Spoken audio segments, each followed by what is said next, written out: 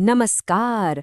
आज हम बात करेंगे एक ऐसे खुफिया मिशन की, एक ऐसी सच्ची कहानी की जिसमें दांव पर बहुत कुछ लगा था।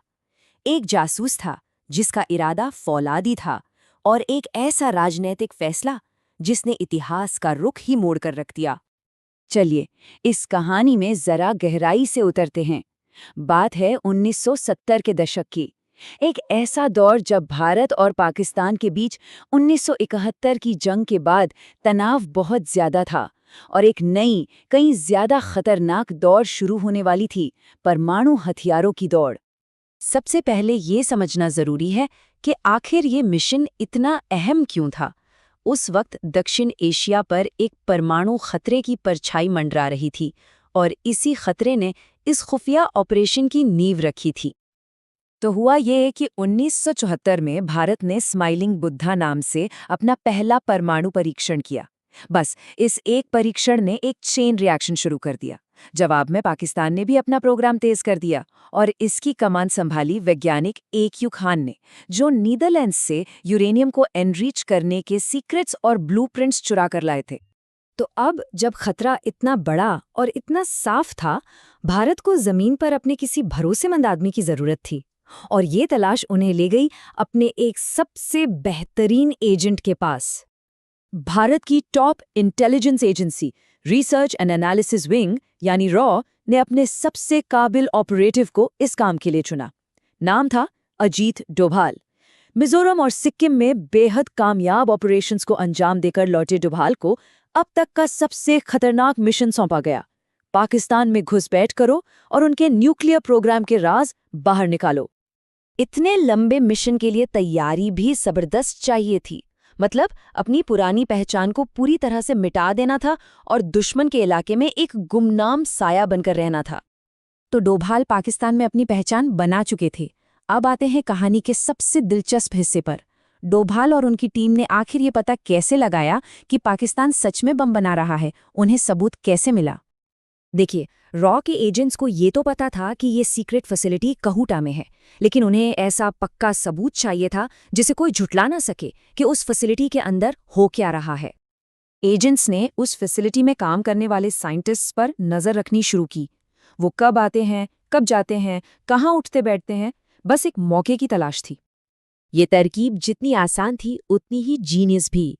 पता चला कि न्यूक्लियर साइंटिस्ट्स रावलपिंडी के एक खास सैलून में बाल कटवाने जाते हैं।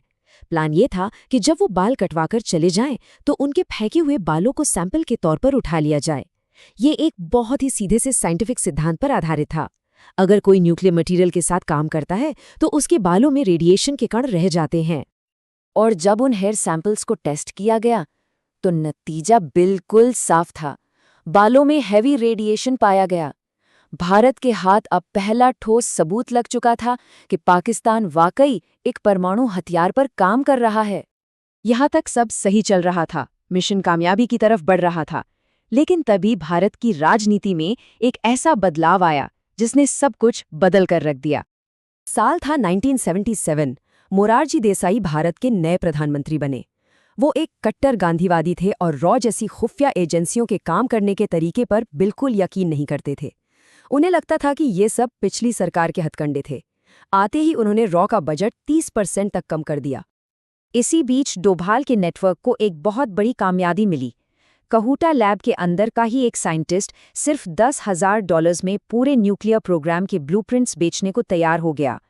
जब रॉ चीफ NF संतूक ने ये खबर प्रधानमंत्री देसाई को दी तो जवाब मिला, बिल्कुल नहीं। प्रधानमंत्री देसाई का मानना था कि इस तरह की जासूसी करना हमारे सिद्धांतों और मूल्यों के खिलाफ है और हमें पाकिस्तान के अंदरूनी मामलों में दखल नहीं देना चाहिए।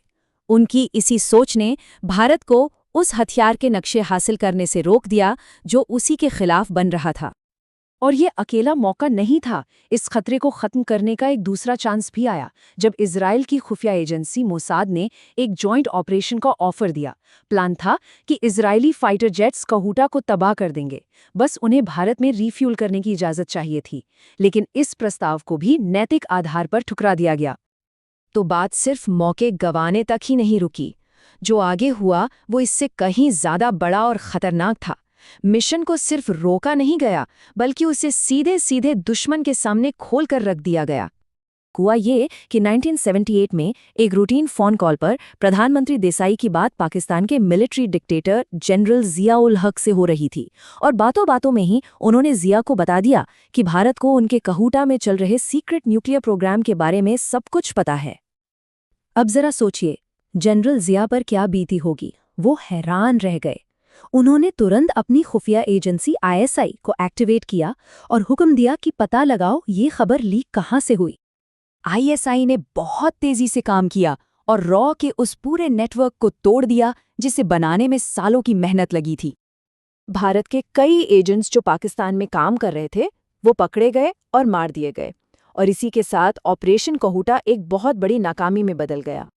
लेकिन इस पूरी तबाही और उथल-पुथल के बीच चमत्कार की तरह अजीत डोभाल बच निकले।